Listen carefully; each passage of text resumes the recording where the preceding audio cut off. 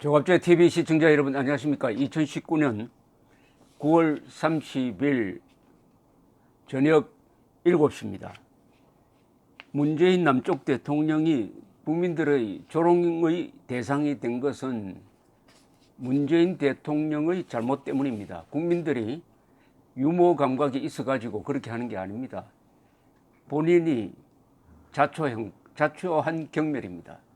마키아벨리가 이야기했습니다. 지도자가 피해야 될 것이 두 개가 있다. 하나는 국민들이 원한을 사는 것이고 또 하나는 경멸을 사는 것이다.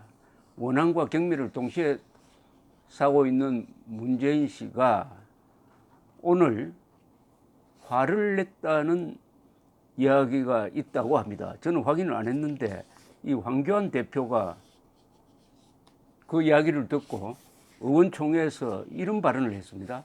이것 또한 경멸조입니다. 오늘 대통령이 화를 냈다고 합니다. 누구에게 화를 낸 것인가? 지금 이 정권에 분노하고 화를 내야 될 사람은 바로 국민들입니다. 국민들이 화나서 끌어내려야 할 상황이 되었는데 이제 대통령이 화를 내다니 이게 도대체 무슨 말입니까? 참고 참아서 정리해서 발표했다고 합니다. 이 발표 내용 국민들이 납득을 합니까? 이런 인식을 가지고 있기 때문에 나라가 이 꼴이 된 것입니다. 경제가 다 무너지지 않았습니까?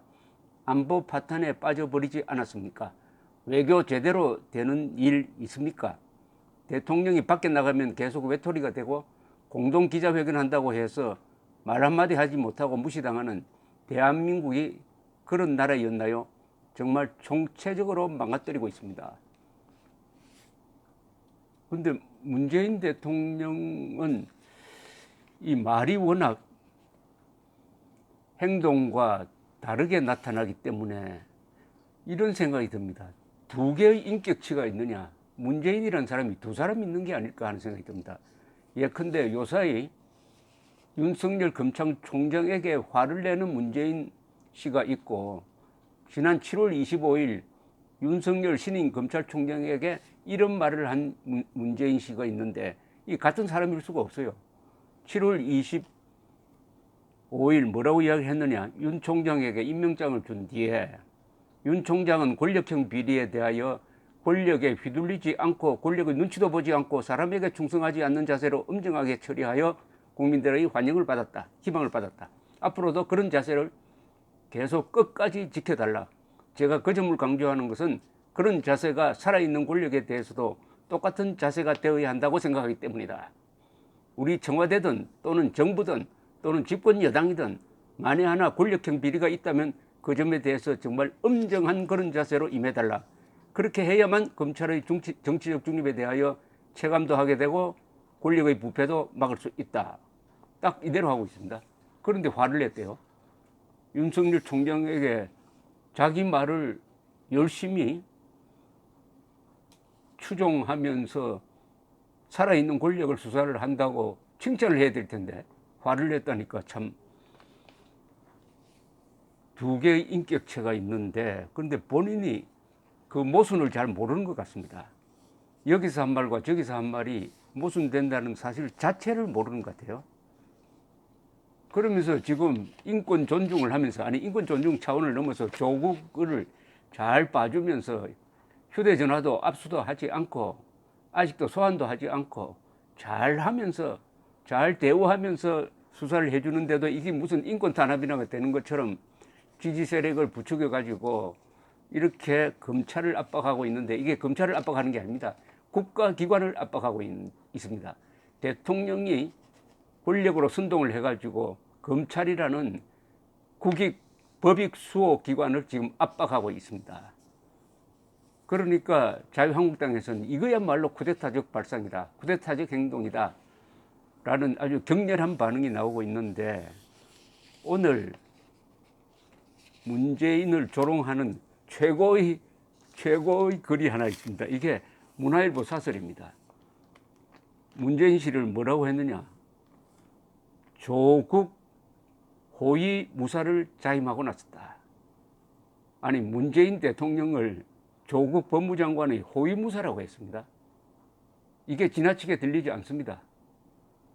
문화일보 사설의 제목은 문재인 정권 국민의 권력 아닌 조국 호위대 자임하나 조국 일가에 의해 오랫동안 자행된 온갖 유형의 비리는 평범하고 성실하게 살아온 국민의 억장을 무너지게 하기에 충분하고도 남는다. 전임 정권들의 유사한 잘못을 앞장서서 공격하던 당사자이기에 국민 충격은 더욱 크다. 이런 사람을 문재인 대통령이 공정과 정의의 상징인 법무장관에 임명한 것부터 잘못인데 결자 해지는커녕 해괴한 방식으로 보호하려고 한다. 문 대통령은 2017년 취임사에서 진정한 국민 통합이 시작되는 날이라고 했다. 그런데 검찰의 피의자 조국 수사를 견제하고 심지어 검찰을 공격하는 시위까지 부추긴다. 국민의 권력으로서 국민 전체에 대한 봉사자라는 헌법 제7조를 준수하는 것인지 아니면 조국의 호위무사를 자임하고 나선 것인지 혼란스러운 상황이다. 28일 서울 서초동 서울중앙지검 앞에서 열린 시위의 명칭은 조국 수호 검찰개혁 촛불문화제였고 조국 무죄, 윤석열 사퇴 등의 구호가 넘쳐났다. 더불어민주당은 당 차원의 참석을 하지는 않았지만 공식 유튜브 채널을 통해 생중계함으로써 사실상 후원했다. 조국 수호가 검찰개혁이라는 논리부터 궤변이다. 장관에 지명된 뒤 사전검증 및 인사청문회 과정에서 쏟아진 조국 일가의 범죄 혐의는 검찰개혁과 무관한 것이다. 특정 가족의 범죄가 이렇게 다양한 분야에 걸쳐 있는 것도 드문 일이다. 검찰개혁과 무관하게 엄정히 단죄하지 않으면 안 된다.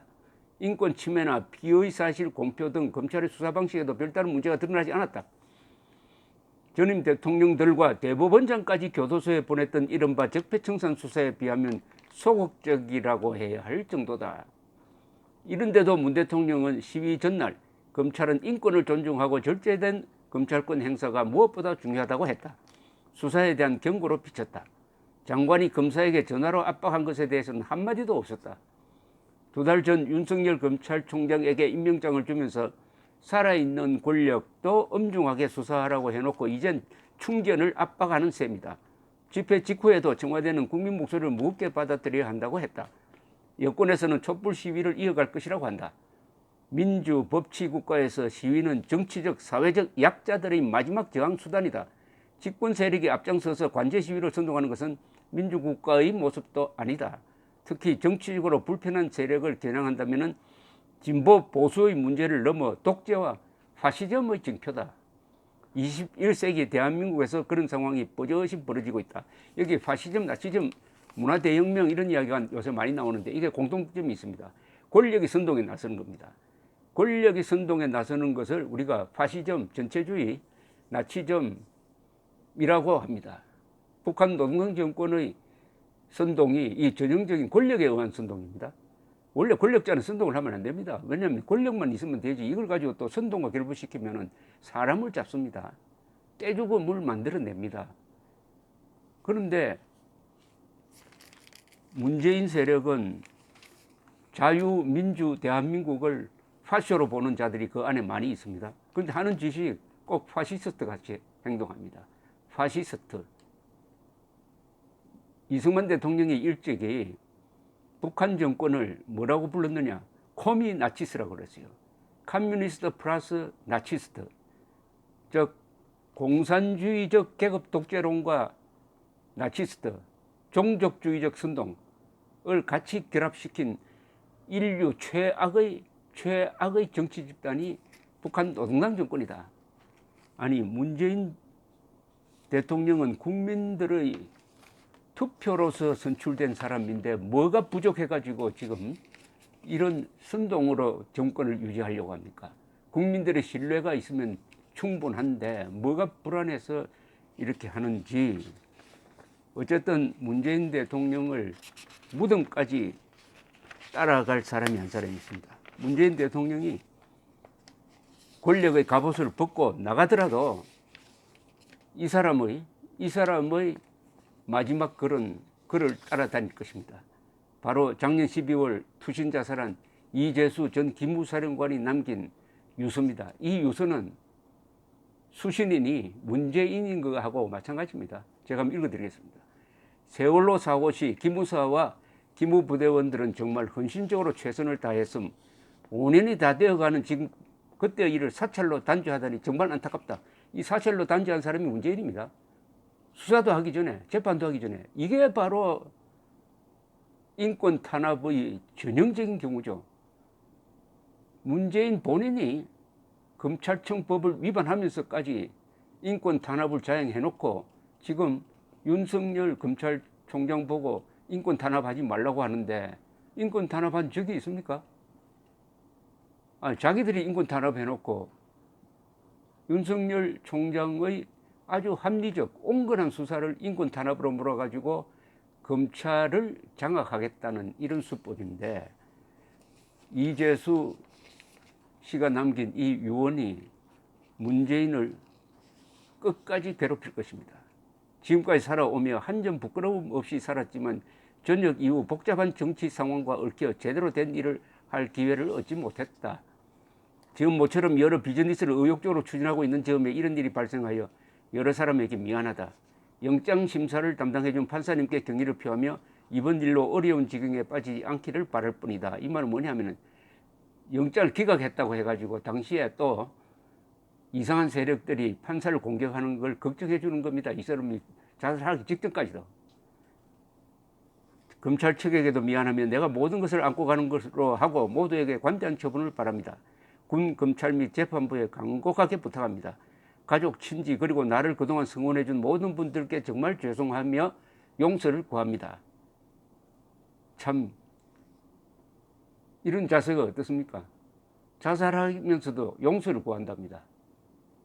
문재인 씨는 여기서 느끼는 바가 없습니까? 이분의 자살에 문재인 씨가 결정적 역할을 한 걸 국민들이 모르는 줄 압니까? 군을 사랑했던 선후배 동료들께도 눈을 끼쳐 죄송하고 다시 한번 사과를 드립니다. 사랑하는 가족들도 모두 힘내서 열심히 살아가기를 바랍니다. 60평생 잘 살다가 갑니다. 모두들 안녕히 계십시오. 이재수 배상. 문재인 남쪽 대통령은